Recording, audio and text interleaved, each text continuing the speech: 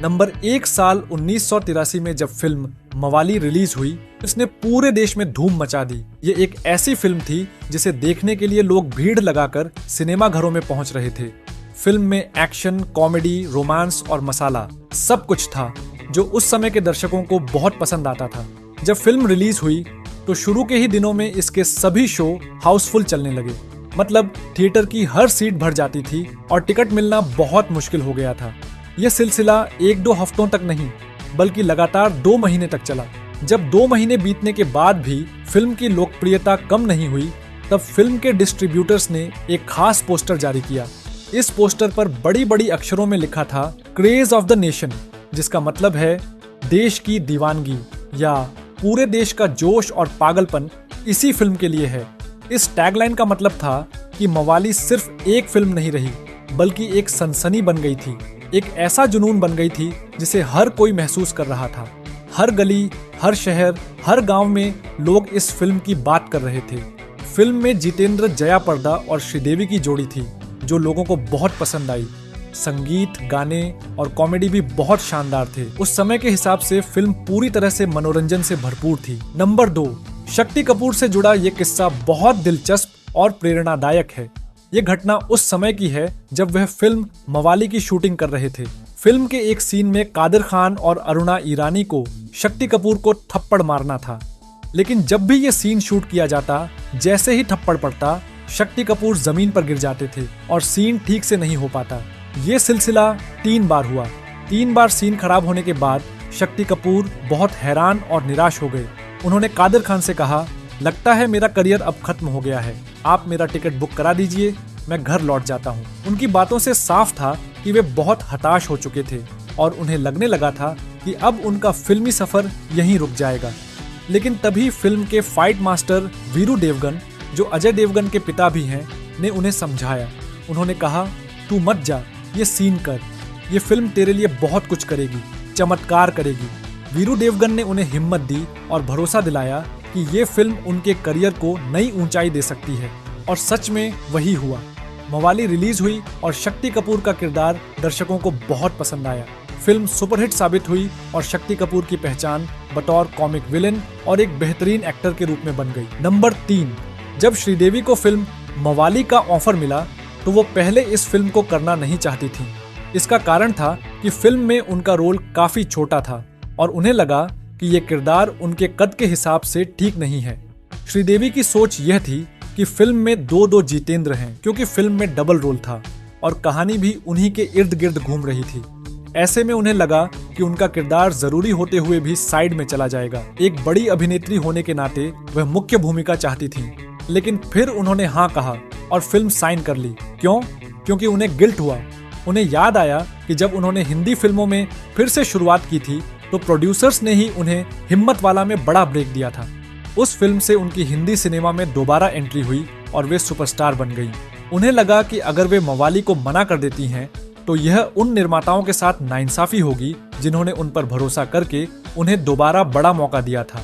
इसी भावनात्मक वजह से श्रीदेवी ने फिल्म साइन की और जब फिल्म रिलीज हुई तो उनका काम सराहा गया। नंबर 4, मवाली फिल्म के निर्देशक के बापैया थे। यह फिल्म उनकी हिंदी सिनेमा में वापसी की फिल्म थी। इससे पहले वे दक्षिण भारत में काम कर चुके थे और यह फिल्म उनके लिए हिंदी में दोबारा पहचान बनाने का बड़ा मौका था। नंबर 5, मवाली की खास बात यह भी है कि यह फिल्म सिर्फ 28 दिनों में पूरी कर ली गई थी, जो अपने आप में एक रिकॉर्ड था।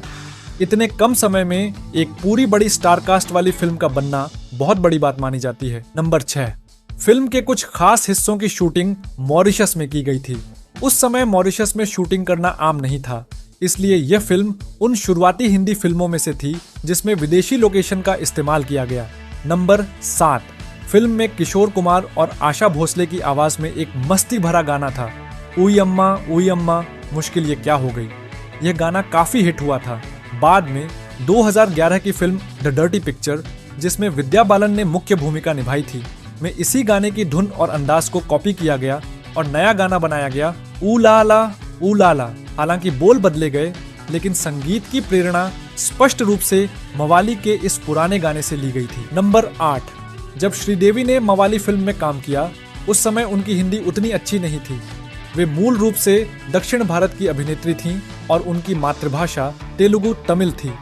इसलिए जब वो हिंदी फिल्मों में आईं तो शुरू में उनकी हिंदी उच्चारण साफ नहीं होता था। इसी वजह से फिल्म मवाली में उनके डायलॉग्स किसी और डबिंग आर्टिस्ट ने बोले। मतलब स्क्रीन पर चेहरा श्रीदेवी का था लेकिन आवाज किसी और की थी। यह उस दौर में आम बात थी। कई दक्षिण भारतीय अभिनेत्रियों की शुरुआत में आवाज डब की जाती थी जब तक कि वे खुद हिंदी में आसानी से संवाद बोलने न लगे। बाद में श्रीदेवी ने हिंदी सीखी और अभ्यास किया। कुछ फिल्मों के बाद उन्होंने अपनी असली आवाज में डायलॉग्स बोलना शुरू किया और दर्शकों ने उनकी आवाज और अभिनय दोनों को खूब पसंद किया। नंबर 9, फिल्म मवाली के हिट गाने उई अम्मा मुश्किल ये क्या हो गई में जया प्रदा पर फिल्माया गया एक सीन था जिसमें तेज हवा में उनकी साड़ी उड़ जाती है और वह सिर्फ एक छोटे ब्लाउज में नजर आती है। यह सीन उस समय के हिसाब से बहुत बोल्ड माना गया। श्रीकांत नाहटा, जो उस समय जया प्रदा के करीबी थे, बाद में उन्होंने उनसे शादी भी की, इस सीन को देखकर बहुत नाराज हो गए। उन्होंने कहा कि इस तरह का दृश्य जया की छवि के खिलाफ है और उन्होंने इस पर कड़ा ऐतराज जताया। इस बात को लेकर दोनों के बीच काफी बहस और टकराव हुआ। इसे एक मेजर शोडाउन कहा गया क्योंकि मामला निजी और पेशेवर दोनों स्तर पर गंभीर हो गया था। इसके बाद जया प्रदा ने श्रीकांत नाहटा से वादा किया कि वे आगे कभी इस तरह का सीन नहीं करेंगी। उन्होंने कहा कि मैं भविष्य में ऐसा कोई सीन नहीं करूंगी जो आपकी या मेरी छवि को ठेस पहुंचाए। नंबर 10, 1983 की दिवाली पर बॉक्स ऑफिस पर 2 बड़ी फिल्में रिलीज हुईं। पहली मवाली और दूसरी अगर तुम ना होते। दोनों फिल्में उस साल की सबसे चर्चित दिवाली रिलीज थीं और खास बात यह रही कि दोनों ही फिल्में बॉक्स ऑफिस पर बड़ी हिट साबित हुईं। नंबर 11, साल 1982 में एक फिल्म बनने जा रही थी जिसका नाम था मवाली, लेकिन यह कभी पूरी नहीं हो पाई और रिलीज नहीं हुई। इस फिल्म के पीछे प्रसिद्ध निर्माता निर्देशक राजा नवाटे थे और इसे राजा नवाटे प्रोडक्शंस के बैनर तले बनाया जा रहा था। इस फिल्म में मिथुन चक्रवर्ती और पद्मिनी कोल्हापुरे लीड रोल में थे। यह फिल्म 1982 में शुरू की गई थी और इसकी कुछ शूटिंग भी हुई थी, लेकिन किसी कारणवश, शायद फाइनेंस, स्क्रिप्ट या शूटिंग के मुद्दों के चलते फिल्म बीच में ही रोक दी गई और कभी पूरी नहीं हुई। नंबर 12, जितेंद्र ने मवाली फिल्म साइन करने का फैसला उस वक्त किया जब उनकी पिछली फिल्म दीदार ए यार फ्लॉप हो गई थी। उनकी यह फिल्म बॉक्स ऑफिस पर सफल नहीं हो पाई थी, जिससे उन्हें आर्थिक दबाव महसूस हुआ। ऐसे समय में जब कामयाबी नहीं मिल रही थी, पैसे की जरूरत सबसे बड़ी वजह बनी कि वे नई फिल्म करें। मवाली की स्क्रिप्ट और प्रोडक्शन टीम ने उन्हें यह भरोसा दिया कि यह फिल्म उनके लिए फायदा वाली होगी। इसलिए मुख्य कारण था पैसा, यानी फिल्म साइन करने के पीछे उनकी सबसे बड़ी प्रेरणा आर्थिक जरूरत थी।